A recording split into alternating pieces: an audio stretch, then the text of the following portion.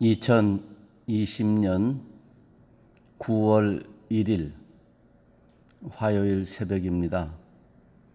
함께 기도하심으로 새벽 예배 시작하겠습니다. 하나님 아버지 감사합니다. 8월 한 달 하나님 보호하시고 지켜주셔서 잘 지내게 하시고 9월을 새로 맞이할 수 있도록 은혜 주신 거 감사합니다. 하나님께서 허락하신 시간이며 하나님께서 허락하신 날인 줄 믿사오니 주님을 기쁘시게 하는 9월 되도록 도와주시기를 소원합니다. 9월 한 달 동안에 새벽마다 또 낮에 밤에 우리 있는 자리에서 하나님을 만나는 시간이들이 되게 하시고 하나님을 영화롭게 하는 우리의 날들이 되도록 지켜주시옵소서. 이 아침에도 말씀과 찬양과 기도 중에 하나님의 사람으로 새롭게 빚어주셔서 진리를 따라 살게 하시고 하나님의 의의 백성으로 날마다 거룩해지도록 축복하여 주시옵소서. 감사드리며 예수님의 이름으로 기도하옵나이다. 아멘. 하나님의 말씀은 예레미야서 26장 1절부터 15절까지의 말씀입니다. 자막으로 나오는데 차분히 한번 읽어보시기 바랍니다.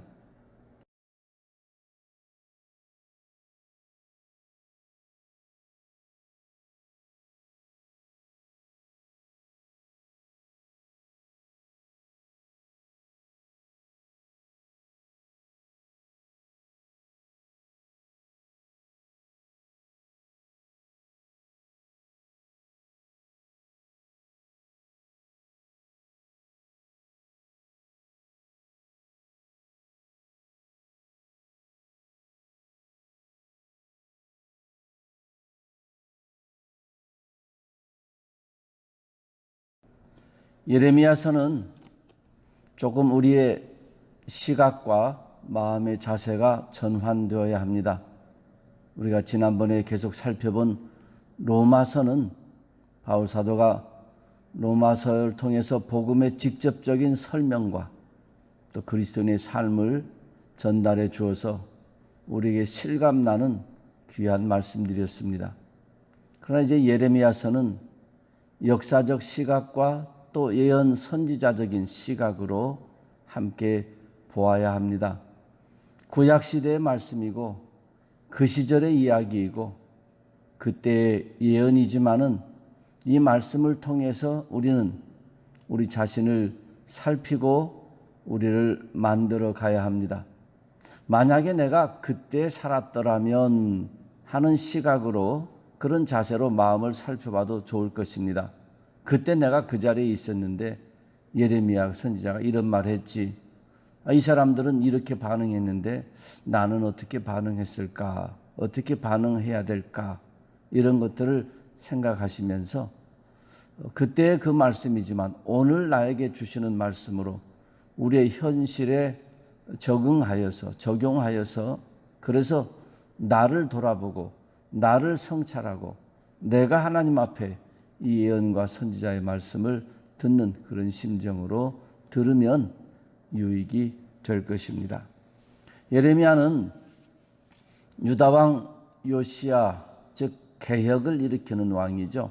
그 왕이 아직 개혁을 일으키기 전에 이제 예언을 시작하여서 이제 요시야 왕이 죽고 난 뒤에 그 아들 그리고 그 뒤에 이제 애굽으로 끌려가는 때까지 그 예언을 했던 인물입니다. 함께 애굽으로 끌려가죠. 당시에는 아수르가 있었고 또 애굽이 있었죠. 이제 아수르가 망하고 뒤를 이어서 바벨론이 세워지죠. 이런 나라의 역학관계 속에서 나라도 흥청거리지만은 힘들지만 그 안에서 이제 하나님의 백성들이 신앙적으로 정신 차리지 못하고 있었던 것을 예레미야는 하나님의 말씀을 들어서 전하는데 다른 어느 선지자와 좀 다르게 예레미야는 자기의 삶이 직접 그 역사의 한 복판에서 역사와 함께 움직이면서 있었던 그런 특징들이 있습니다. 그러니까 객관적으로 이렇게 밖에서 본 것이 아니라 그 역사의 고통의 과정들을 친히 겪었던 그래서 다른 사람보다 조금 더 실감 있고 애통함이 있는 그런 선지자로 우리가 봅니다. 예레미야 서는 크게 둘로 나눕니다. 하나는 1장부터 25장까지, 그리고 26장부터 52장까지입니다. 1장에는 비교적 예레미야 개인의 하나님에 대한 관계, 또 반응, 때로는 울부짖음, 때로는 도전적인 그런 발언까지도 나오는데, 이제 26장부터 52장까지는 다른 선지자들과 마찬가지로 역사 속에서 있었던 일을 통해서 하나님의 말씀을 나타내고 증거하는 모습이 나타납니다. 오늘은 이제 26장이니까 바로 후반부가 시작되고 요시야의 아들 여호야김이 즉위하면서부터 이제 예레미야의 예언이 시작됩니다. 예레미야 26장 즉 후반부를 시작하면서, 그리고 지난번에 로마서를 이어서 예레미야 중반을 시작하면서 오늘은 조금 서론적으로 예레미야서를 설명을 했습니다. 오늘 본문에 보면은 예레미야 선지자가 예언하는 내용이 나타나고, 그리고 두 번째로는 그 예언에 대한 사람들의 반응이 나타나고, 그리고 마지막으로는 그 예언자 자신 예레미야의 예언의 진정성에 대한 설명하는 부분이 나타납니다. 예언의 내용은 모든 경배자들, 즉 예루살렘에 와서 예배하는 모든 예배자들에게 한 사람도 빠짐없이 하는 얘기죠. 모든 자들에게 지금 그 악한 길에서 돌아서라 하는 겁니다. 만약에 악한 길에서 돌아서지 아니하고 하나님의 법을 순종하지 아니하면, 그리고 선지자들의 말을 따르지 아니하면 예루살렘이 실로와 같이 될 것이다. 실로는 이스라엘 백성이 나라로 이렇게 구체적으로 더 세워지기 전에 예루살렘과 같은 역할을 했었죠. 즉 하나님을 만나고 경배하고 제사 드리는 그런 역할을 했었던 곳인데, 지금 이 당시에는 없어졌죠. 그러니까 종교적 중심지, 신앙의 중심지였던 곳이 지금은 없어졌는데, 너희가 만약에 하나님 말씀 듣지 않으면 예루살렘도 그렇게 될 것이라는 거죠. 계시록에 있는 표현대로 하면 하나님께서 촛대를 옮기실 것이다, 그런 표현입니다. 그런데 어떻게 하면, 그런데 사실은 그거는 이제 긍정적으로 표현하면 이렇게 하라는 거죠. 다시 말씀드려서 악한 길에서 돌아서라, 하나님 말씀에 순종하라, 선지자의 말들을 들으라, 이렇게 하는 거죠. 그래야 산다는 거죠. 여기 보면 세 가지가 나옵니다. 하나님의 법이 나옵니다. 순종해야죠. 그리고 그 하나님의 법을 전하는 선지자들의 대언의 말씀이 나옵니다. 그리고 이들이 돌아서야 될 악한, 즉 자기의 삶이 나타납니다. 이 삼각관계가 예나 지금이나 매우 중요합니다. 우리는 하나님의 말씀이 있고 그 말씀 앞에 우리 자신이 있습니다. 그리고 그 말씀을 풀어서 도와주는 선지자들, 요즘에는 하나님 말씀의 교사들이나 또 목사님들이나 여러 많은 사람들이 있죠. 이 세 가지 관계가 바르게 형성되는 것, 신앙생활에 매우 중요합니다. 하나님의 법은 우리가 손대지 않아도 있습니다. 기록된 하나님의 말씀으로 이미 우리에게 와 있습니다. 그러므로 하나님의 법에 대해서는, 말씀에 대해서는 우리의 기본 자세는 가까이 해야 됩니다. 그 말씀을 멀리 하고서 사람의 말만 들어서는 안 되는 거죠. 하나님의 말씀을 내가 직접 가까이 해야 됩니다. 직접으로 하나님의 말씀을 가까이 하는 것, 그래야 순종할 수 있습니다. 그러므로 하나님의 말씀에 대해서는 내가 가까이 해야 되는 것. 그 다음에 그 말씀을 풀어주는 사람들이 있습니다. 요즘 설교로 하든지 묵상의 가이드로 하든지 좋은 책을 쓰시는 분으로 하든지 그런 것들에 대해서는 귀를 기울이는 것이 중요합니다. 하나님의 말씀은 가까이 하고 전하는 자들에게는 귀를 기울여야 됩니다. 물론 분별력이 필요할 것입니다. 분별력은 말씀으로부터 나오니까 말씀을 가까이 하면 분별력은 자동적으로 우리에게 만들어지는 줄 압니다. 말씀을 가까이 하지 않으면 분별력이 없으니까 아무 소리나 다 받아들이게 됩니다. 그러므로 말씀을 가까이 하고 그 말씀을 풀어 도와주는 자들의 소리에 분별력 있게 귀를 기울이고, 그다음 마지막으로는 그 말씀을 귀 기울여 받았으면 내가 변화되어야 되는 거죠. 악한 길에 서 있으면 떠나야 되는 것이고, 선을 이루지 못하면 선을 행해야 되는 것이고, 불화하고 있으면 화목해야 되는 것이고, 장애물이 있으면 그 장애물 내 안에서 건져내서 뽑아내서 주를 따라가야 되는 것이죠. 그러므로 내 자신의 결심과 결단과 그리고 주를 따라가는 노력이 필요합니다.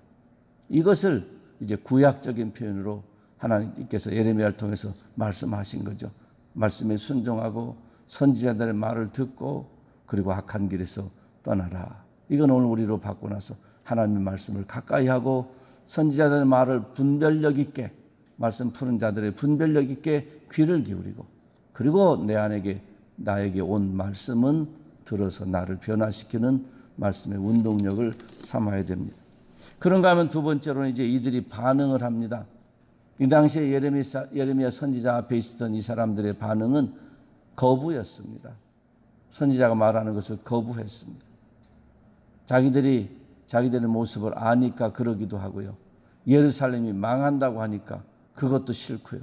거부했습니다. 거부해서 고소까지 합니다. 죽이려고까지 합니다. 사람들이 쳐 죽이려고 하고, 또 이제 왕궁에서 성전으로 고관들이 나와서 이제 그들이 평가하려고 하는데 그 앞에 재판하는 거죠. 그 앞에 고소해서 이 사람을 사형에 처하십시오. 이렇게 하는 거죠. 진리를 들으면 진리를 따라 순종하면 좋은데 왜 진리를 거부했을까? 왜 예레미야를 거부하고 왜 예레미야가 증거한 그 하나님의 말씀을 거부했을까? 이미 자기들이 하나님 중심으로 신앙생활의 형태가 정해진 것이 아니라 그걸 벗어나서 인간 중심의, 자기 중심의 신앙 형태가 고정되었기 때문에 하나님 말씀이 자기들을 괴롭게 하는 겁니다. 들으면 힘이 듭니다. 고쳐야 될 게, 떠나야 될 게 너무 많은데 그것이 자기들에게 매력적이거든요. 자기들의 인생에 있어서 굉장히 중요하게 느껴지는 것들이거든요. 그래서 이제 그것을 거부하는 겁니다. 이들의 특징은 이런 겁니다. 예루살렘에 살기만 하면, 예루살렘에 살고만 있으면 아주 경건한 신앙인이 되는 것과 같은 그런 의식이 있습니다. 그러니까 자기들이 악을 행하면서도 예루살렘은 서 있어야 되는 겁니다. 그러면 자기들이 예루살렘의 영향 속에서 선하게 사는 걸로 착각합니다. 요즘 말로 말하면 교회를 다니고 있으면, 교회를 출석하고 있으면 내가 거룩해지는 것으로 아는데 그렇지 않습니다. 하나님 말씀 앞에 개인적으로 서야 되고 교회 생활을 통해서 배운 하나님의 말씀을 일상생활 속에서 신앙생활해 가면서 배워야 됩니다. 그렇지 않으면 병원에 가 있다고 치료됩니까? 의사를 만나야 치료가 되죠.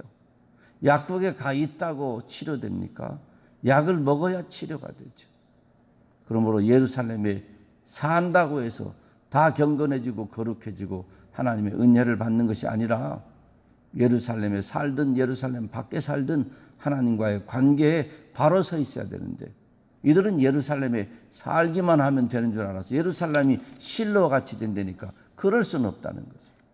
사실은 그 말씀을 들으면 가슴을 치면서 사도행전에 스데반이 그랬던 것처럼 베드로가 설교할 때 그랬던 것처럼 여러 사람들이 가슴을 치면서 형제들아 우리가 어찌할꼬 하는 이런 말씀들이 있어야 되는 거죠.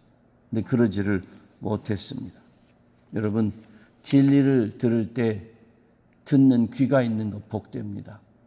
진리를 듣고 나면 자기를 살펴보는 거 복됩니다. 진리를 듣고 자기를 살펴 자기를 고치는 자가 복됩니다. 부디 언제 어디서든지 하나님의 말씀을 들을 때, 읽을 때 우리의 반응이 그것을 듣고 귀를 열고 마음 열고 변화되고 새롭게 되고자 하는 회개하여 결단하는 그런 반응들로 이어지기를 소원합니다. 이제 마지막으로는 이렇게 말하니까 이제 죽이려고 하니까 예레미야가 다시 한번 이제 얘기합니다. 나에게 이렇게 말씀하게 한 것은 우리 주님이시다. 우리 하나님이시다. 그러니 우리 하나님께서 이렇게 말씀하시는 것인데, 너희들이 나를 기뻐하지 않으면 나 죽이는 거 그거 별거 아니지만 무고한 피를 흘려서 하나님의 말씀에도 순종치 아니하고 말씀을 전달하게 한 선지자도 죽이면 너희에게 그 피값이 돌아가고 예루살렘의 이 실로처럼 될 텐데 어찌하겠느냐 하면서 자기의 선지자의 예언의 진정성을 한번 표현합니다. 여러분, 성도는 성도의 삶으로 성도의 신앙의 진전성을 표현해야 합니다. 내가 믿는 바가 진리이고 내가 믿는 내 마음이 순수하고 내 마음이 하나님 앞에 밝으면 그것이 우리의 삶에서 그대로 표현돼야 됩니다. 대인관계 속에서 표현돼야 되고 가정생활, 직장생활, 교회생활에서 내 신앙의 진정성이 표현돼야 됩니다. 입술로만 표현돼서는 안 됩니다. 삶으로 신앙이 표현돼야 됩니다. 예레미야는 목숨을 걸었습니다. 주님의 말씀이다. 그 주님의 말씀에 목숨 건 예레미야를 우리가 생각해 봐야 할 것입니다. 벌써 9월입니다. 금방 지나갑니다. 8월도 지나가고 금년 8개월이 지나갔습니다. 코로나 때문에 정신없이 지나갔습니다. 여러분, 그래도 코로나가 있어도 시간은 흐르고 코로나가 있어도 하나님의 사랑은 여전하고 코로나가 있어도 우리의 신앙은 여전히 성장 성숙해야 합니다. 9월 한 달 동안 뜻을 품고 코로나의 두려움을 이겨내시고 말씀 붙잡고 일어서서 내가 무엇을 내려놓아야 될 것인지 살피시는 중에 우리 하나님이 내미시는 손 붙잡고 하나님과 동행하시는 이 한 달 되시기를 주님의 이름으로 축원합니다. 기도하겠습니다. 하나님 아버지, 감사합니다. 오늘도 저희들 잠에서 깨워주시고 새날 주시며 예레미야 선지자를 통해서 주신 말씀을 듣게 하시니 감사합니다. 하나님 아버지, 우리도 하나님 말씀에 순종하게 하시고 우리도 분별력 있게 우리에게 말씀 전달해 주는 많은 사람들의 말 귀 기울이게 하시고 내가 배운 말씀, 들은 말씀, 내 인생을 바꾸며 내 삶을 변화시키며 욕심을 내려놓으며 모든 사람과 더불어 화평하며 진리를 따라 주님을 따라 사는 일에 제대로 변화되는 내 모습을 갖춰가도록 하나님의 역사해 주시기를 소원합니다. 몇 년 예수 믿었든지 무엇을 얼마나 알고 있든지 내 삶에서 말씀의 능력이 나타나며 내 신앙의 진정성이 나타나야 되겠사오니 하나님, 우리 각자의 언행심사를 붙잡아 주시고 우리의 삶을 날마다 변화시켜 주셔서 새로운 피조물의 인생의 모습이 나타나도록 우리 모두를 축복하여 주시옵소서. 말씀의 순종으로 반응하게 하시고 진리를 따라 그 능력을 따라 변화되는 우리 모두 되도록 이 하루도 주장하시고 이 한 달도 역사하여 주시옵소서. 오늘도 가정마다 참된 평안을 주시고 하나님의 말씀 따라가는 은혜를 주시며 자녀들마다 큰 믿음과 선한 영향력을 더하시고 우리의 직장과 생업을 축복하여 주시옵소서. 어려워 힘들어하는 가정마다 기도하고 있사오니 주여 그 기도의 제목을 들어 응답하시며 몸이 아픈 부분들을 주여 치료하여 주시옵소서. 회개하며 하는 모든 기도에 하나님 응답하시며 치료의 능력이 있다 했사오니 회개하며 하는 모든 기도를 들어 응답하셔서 치료하여 주시옵소서. 어린 생명 항암 치료받고 있사오니 주께서 자비와 긍휼로 임하여 주시옵소서. 오늘도 주님 이 하루 사는 동안에 말씀과 동행하며 하나님의 성령 하나님 지도하시고 인도하신 대로 살게 하여 주시옵소서. 정직하며 신실하며 겸손하게 하시고 주님의 사랑을 전하는 손길, 주님의 복음을 나누는 발걸음으로 살게 하여 주시옵소서. 감사드리며 영광 돌리며 예수님의 이름으로 기도하옵나이다. 아멘. 하늘에 계신 우리 아버지여, 이름이 거룩히 여김을 받으시오며 나라에 임하옵시며 뜻이 하늘에서 이룬 것 같이 땅에서도 이루어지이다. 오늘날 우리에게 일용할 양식을 주옵시고 우리가 우리에게 죄 지은 자를 사하여 준 것 같이 우리 죄를 사하여 주옵시고 우리를 시험에 들게 하지 마옵시고 다만 악에서 구하옵소서. 대개 나라와 권세와 영광이 아버지께 영원히 있사옵나이다. 아멘. 가정에서 새벽 예배를 드리신 성도님들, 또 주차장에서 교회 본당에서 예배드린 성도님들, 나중에 이 동영상을 통해서 하루를 시작하실 성도님들, 오늘 이 하루도 우리가 하나님의 사람들인 것을 잊지 마시고 어려울 때에도 우리의 힘이 되신 여호와 하나님, 우리가 사랑하고 사는 것을 잊지 마셔서 하나님을 사랑하시고 이웃을 사랑하시는 귀한 하루 되기를 소원합니다. I grace you.